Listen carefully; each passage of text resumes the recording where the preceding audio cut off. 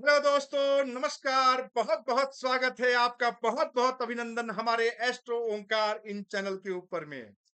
तो आज मैं एक बहुत ही रोचक विषय लेकर आपके सामने प्रस्तुत हुआ हूं। आपका दोस्त, आपका होस्ट, दैवज्ञ ज्योतिष ओंकार पांडे। वो विषय है कि मंदिर में क्या दान करें। तो मैं आज 6 चीजों के बारे में बताऊंगा जो आप मंदिर में रोजमर्रा की जिंदगी में दान करें और उससे बहुत सारा लाभ प्राप्त कर सकें। आज हमारे 100 सब्सक्राइबर्स पूरे हुए हैं। इसलिए आप क्यों पूरे हुए हैं? पूरे होने के पीछे कारण यह है कि आपका प्यार, आपका दुलार, आपका मोटिवेशन मुझे मिल रहा है। लेकिन अभी भी मैं देख रहा हूं, देखने वालों की संख्या ज्यादा है, एनालिटिक्स में दिखता है मुझे, और सब्सक्राइब करने वालों की संख्या उससे कम है। अगर मैं बोलूं कि 80% लोग देखते हैं तो 30% लोग उसको सब्सक्राइब कर रहे हैं, बेल आइकन नोटिफिकेशन बटन को दबा रहे हैं। तो कृपया आप सिर्फ चैनल को देखें ना। आपको ऐसी ही रोचक रोचक विषयों के साथ में आता रहूंगा और आपको देता रहूंगा, जिससे आप लाभ प्राप्त करते रहेंगे। ठीक है? तो इसके लिए करना क्या है? हमारे चैनल को लाइक करें, सब्सक्राइब करें, शेयर करें, बेल आइकन नोटिफिकेशन बटन को दबाएं। तो चलिए, विषय से ना भटकते हुए विषय पर आते हैं कि आज मैं आपको एक नए विषय के साथ आ रहा हूं। मंदिर में करें ये 6 चीजें दान, दूर होंगे संकट, आएगी सुख समृद्धि, जाने शुभ दान का महत्व। इस वीडियो में सनातन धर्म में मंदिर में दान करने का विशेष महत्व होता है। माना जाता है कि ईश्वर के दरबार में श्रद्धा से किया गया छोटा सा दान भी बड़े पुण्य का फल प्रदान करता है। कई धार्मिक ग्रंथों में कुछ खास चीजों का जिक्र है जिसे मंदिरों में दान करना बेहद शुभ माना जाता है। मान्यताओं के मुताबिक इन वस्तुओं के दान से जीवन में सुख समृद्धि की प्राप्ति होने के साथ कार्य में सफलता भी मिलती है। आइए जानते हैं इन खास चीजों के बारे में। पहला दान है कलश का दान। मंदिर में कलश का दान करना बेहद शुभ माना जाता है। कलश का दान करने से जीवन में धन प्राप्ति के साथ करियर में कई अवसर प्राप्त होते हैं और आपके बिजनेस में प्रगति मिलती है। इसके साथ ही भाग्य भी आपका साथ देना शुरू कर देता है। तो कभी भी मौका मिले तो मंदिर में जाके पीतल का, मिट्टी का, किसी भी धातु का कलश का दान करें, जिससे आप अपने जिंदगी में सुख समृद्धि और सौभाग्य प्राप्त कर सकें। चलिए, अगली चीज की बात बताएं। अगला चीज है लाल ध्वज। मंदिर में हमेशा आप देखेंगे लाल ध्वज लगता है। तो लाल ध्वज ही दान करें, जितना बड़ा करना चाहें आप। ठीक है? तो मंदिर में लाल झंडा दान करने से जीवन में नाम, यश और कीर्ति में वृद्धि होती है। कोशिश करें जब भी मंदिर में लाल झंडा दान करें तो उसे मंदिर में आप खुद से ही लगाएं। अगर पॉसिबल हो सके, अगर आप स्वस्थ हैं, हिस्ट पुष्ट हैं, तो खुद से लगाएं। अगर आप देख रहे हैं कि चलो मंदिर में लगा हुआ है, पुराना हो चुका है, तभी बदलें। ठीक है? नहीं तो एक किसी डंडे में कर कर आप वहां पे मंदिर में उसे लगा सकते हैं। ऐसा करने से समाज में आपकी मान प्रतिष्ठा भी बढ़ती है।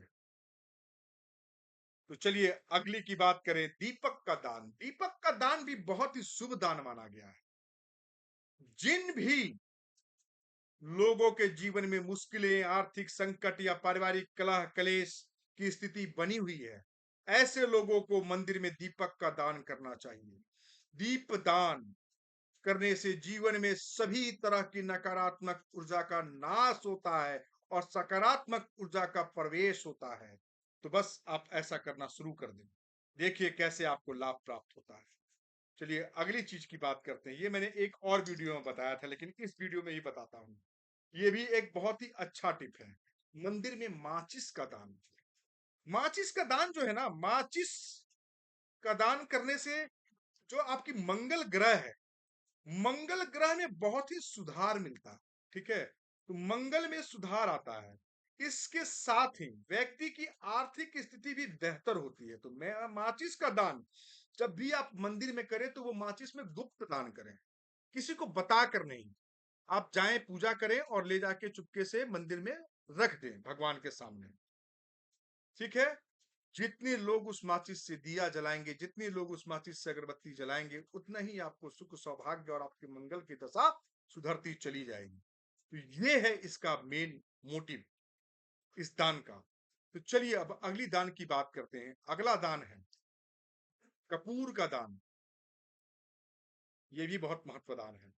मंदिर में कपूर का दान करने से शारीरिक और मानसिक रोग की समस्या खत्म होती है, जीवन में बेहतर परिणाम भी प्राप्त होता है। तो आपके शारीरिक में आपको शारीरिक कष्ट क्या हो सकता है? शारीरिक कष्ट, किसी रोग में ग्रसित हैं आप, ज्यादा बीमार पड़ते हैं, मानसिक तनाव में रहते हैं, हमेशा टेंशन लेते हैं, नकारात्मक ऊर्जा आपके पास आती रहती है, तो कपूर का दान करें। और वो जब कपूर का इस्तेमाल भगवान की आरती में होगा, तो समझिए कि आपकी जिंदगी में कितना सकारात्मक ऊर्जाओं का प्रवेश होगा।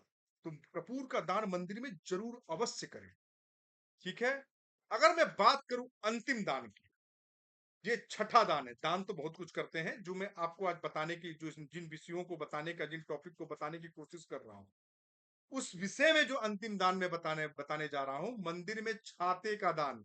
देखिए ये दान आपको बहुत कम लोग बताते होंगे। ठीक है। तो छाते का दान जो है मंदिर में छाते का दान करने से क्या होता है? तो आर्थिक स्थिरता आती है। आपके यहाँ, आपके घर में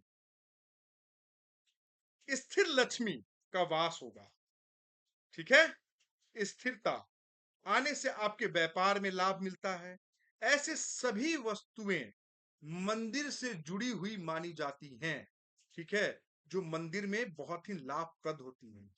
तो मेरा और शास्त्रों का कहना है, जब हम मंदिर में इन वस्तुओं का दान करते हैं, तो हमारे जीवन में आने वाली तमाम समस्याएं धीरे धीरे धीरे धीरे कर कर हल होना शुरू हो जाती हैं, और आपके जिंदगी में सकारात्मक बदलाव देखने को मिलना शुरू हो जाता है।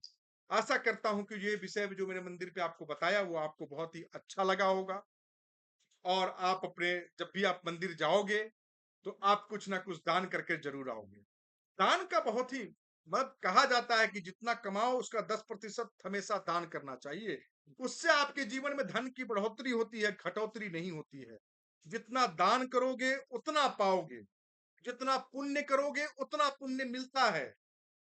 कहा जाता है ना, ये फजूल की खर्च आप कर दोगे, लेकिन सही चीजों में खर्च करने के लिए जब कहा जाए, तो उसमें फिर होता है कि मेरे पॉकेट अलाउ नहीं कर रहा है, ये नहीं हो रहा, वो नहीं हो रहा। तो दान करो। दान करने का महत्व हमें शास्त्रों में बहुत अच्छे से बताया गया है। शास्त्रों के अनुसार दान करो कि हम उससे लाभ भी पा सके, और लाभ मिलता ही मिलता है, इसमें कोई दो मत नहीं है। तो वैसा करें।